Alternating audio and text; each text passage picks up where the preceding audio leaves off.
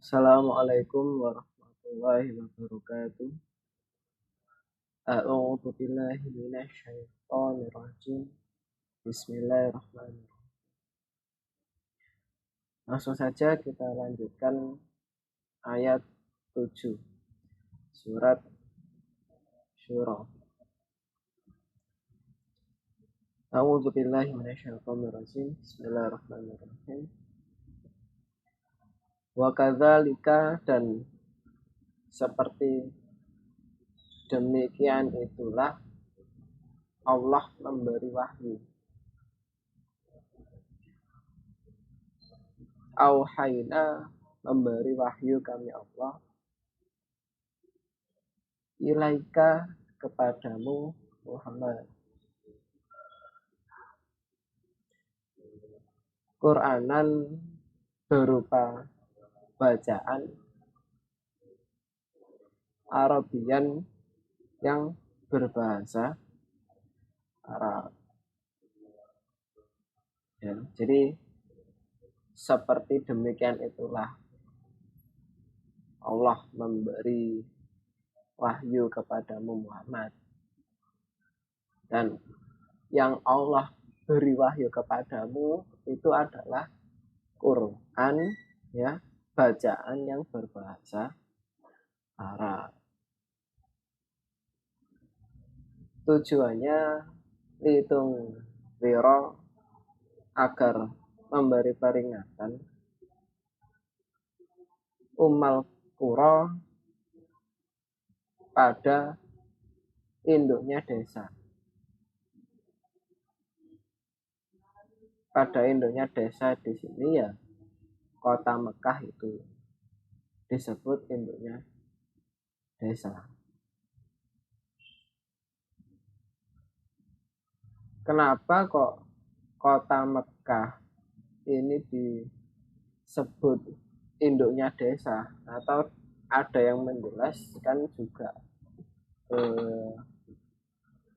polnya desa ya, Mekah itu karena berbagai macam bukti, dan yang terbanyak itu ada di kota Mekah. Bukti-bukti kekuasaannya Allah, bukti-bukti tandanya Allah, itu kebanyakan ada di kota Mekah ya.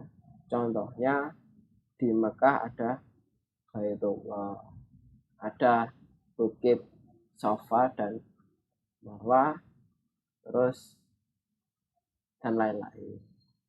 Tuh. Waman haulaha, waman dan siapapun haulaha di sekitar Ummul Qura. Jadi ya Quran itu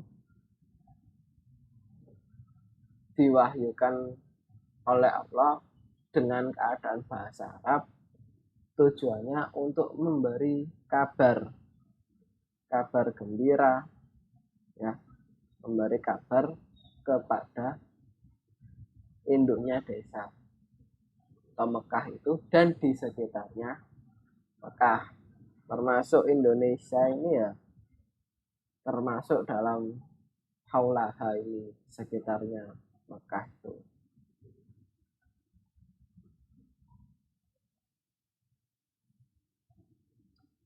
Watung ziro, dan memberi peringatan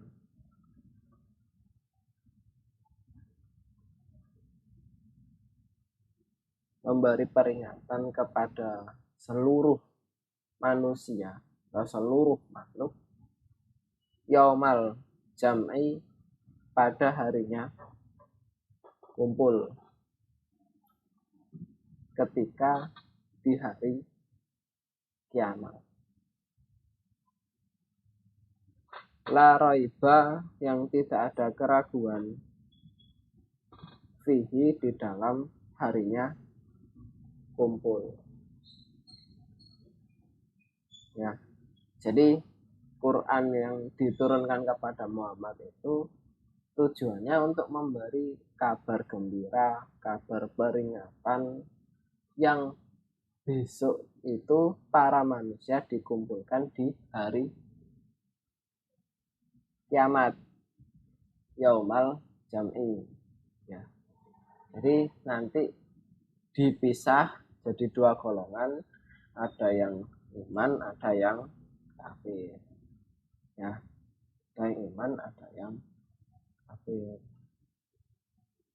Lah, cara kita memilih mau masuk ke golongan iman atau kafir ketika diberi peringatan oleh Allah Rasul, ya kita ikuti. Ketika diberi kabar gembira, ketika diajak dalam kebaikan, ya kita ikuti. Terus larangan apa aja yang dilarang, ya kita jauhi. Tuh. Jadi hidup di dimensi sebelumnya, yaitu di dunia, itu sebenarnya kita sudah ditata. Tujuan kita mau kemana? Mau masuk ke dalam surga, dan besok akan dikumpulkan dengan golongan orang-orang yang beriman. Caranya seperti apa? Ya, ini jawabannya ada di Al-Quran. Sampai harus ngapain aja, harus beramal apa aja, terus amalan-amalan apa aja yang harus dijauhi itu seperti apa, itu ada semua, ada di dalam Al-Quran. Dan besok hari kiamat itu tidak ada keraguan sedikit pun, pasti terjadi, ya. Harus diyakini betul, karena salah satu syarat menjadi orang yang bertakwa, orang yang khusyuk kepada Allah, ya meyakini adanya hari kiamat. Oke, meyakini adanya hari kiamat.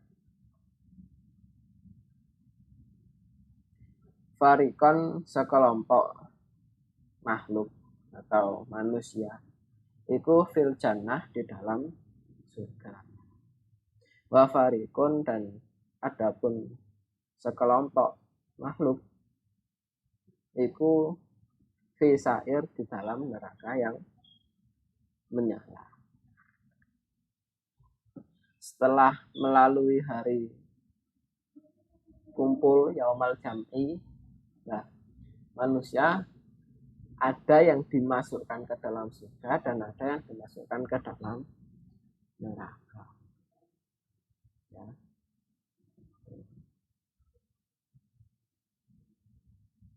Besok di hari kiamat itu seperti itu.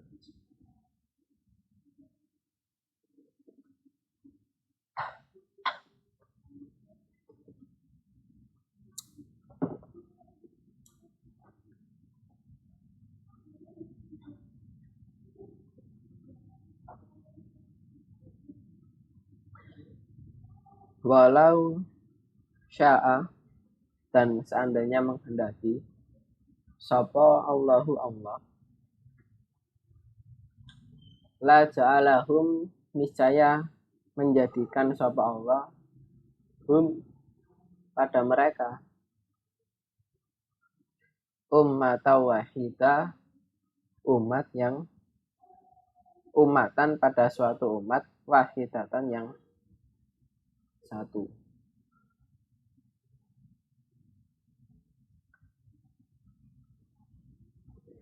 Seandainya, ya, jadi seandainya Allah menghendaki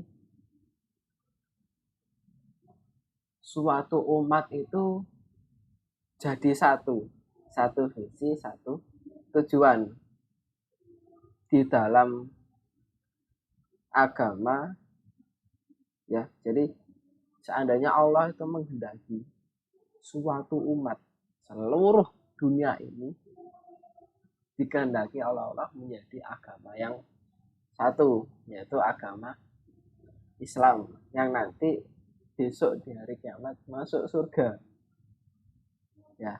Seandainya, ada kalimat seandainya. Walakin, dan tetapi, yudkhilu, memasukkan sapa Allah, man, pada siapapun, yasha'a, yang menghendaki sapa Allah, fi rahmatihi di dalam rahmatnya Allah. Tapi ya kuasa Allah juga, kehendak Allah juga untuk memasukkan sebagian orang yang dikehendaki di dalam rahmatnya Allah. Jadi terus dipilih cah kowe ayo masuk dalam rahmatku Allah, yang nantinya besok akan dimasukkan ke dalam surga. Ya, besok akan dimasukkan ke dalam surga.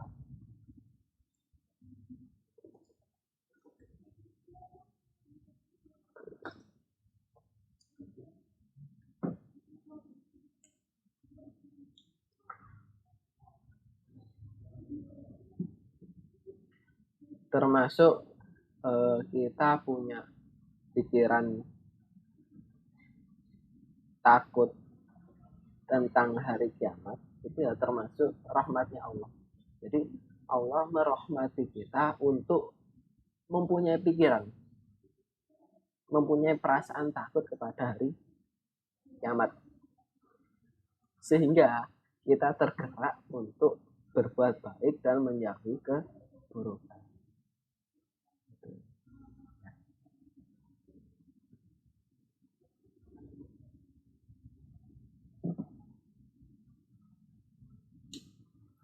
Wadzalamuna, dan adapun orang-orang yang zalim, maksudnya orang-orang kafir, malahum ikuma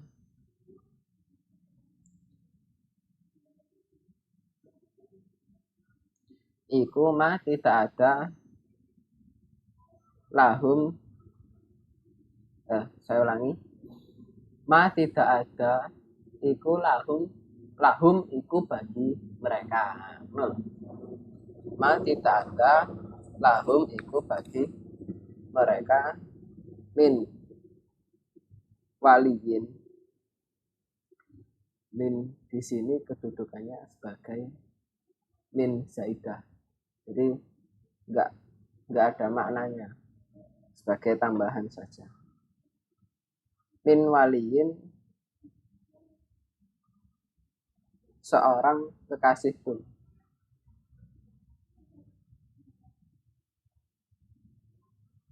Wala nasyirin, dan tidak ada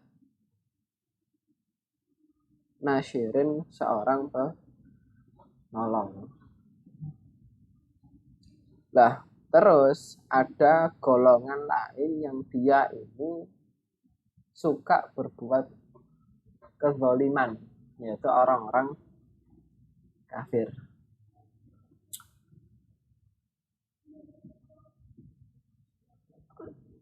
Kalau kita amati di sini, orang-orang yang masuk ke dalam surga dan orang-orang yang diqadar masuk ke dalam neraka itu punya perbedaan yang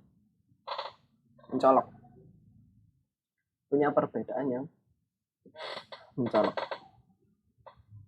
Orang yang memang diqadar masuk ke dalam surga, dia itu pasti mempunyai sifat mengasihi, punya sifat mengasihi terhadap sesama.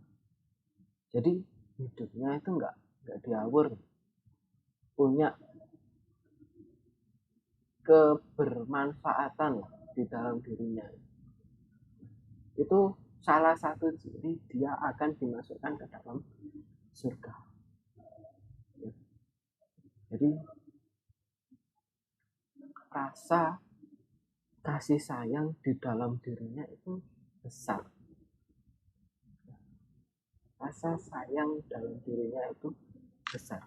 Termasuk kita mau mengajak seseorang untuk ngaji, seseorang untuk berbuat kebaikan, itu karena kita mempunyai kasih sayang yang besar terhadap dia. Kita ingin dia masuk ke dalam surganya Allah, sama-sama menikmati hasilnya besok di hari kiamat. Ya, betul. salah satu tanda orang masuk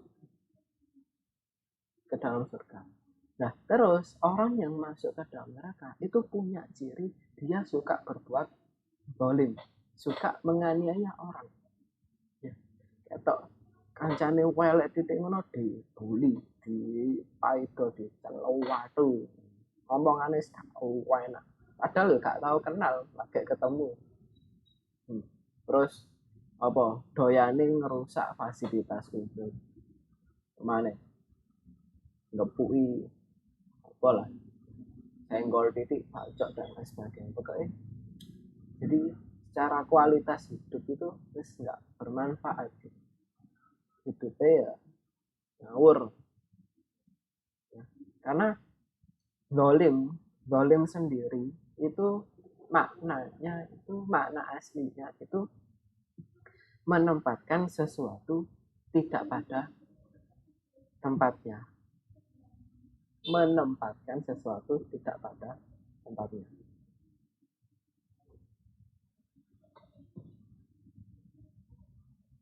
Jadi orang-orang yang berbuat zalim itu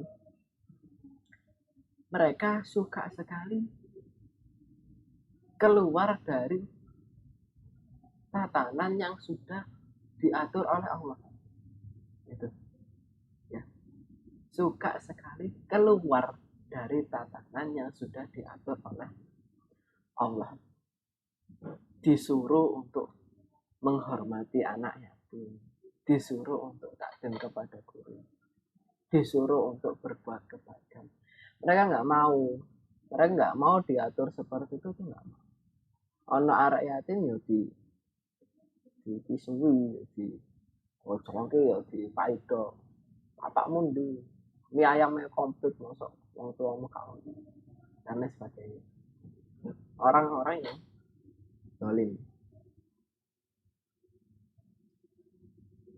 Lah imbasnya orang-orang yang zalim ini yang suka nyelatui arek-arek wong-wong sing gak bersalah, yang malahan orang-orang tersebut harus dihormati, imbasnya besok di hari kiamat dia tidak ada seorang pun kekasih yang mau ngeramut dia besok di hari kiamat itu nggak ada.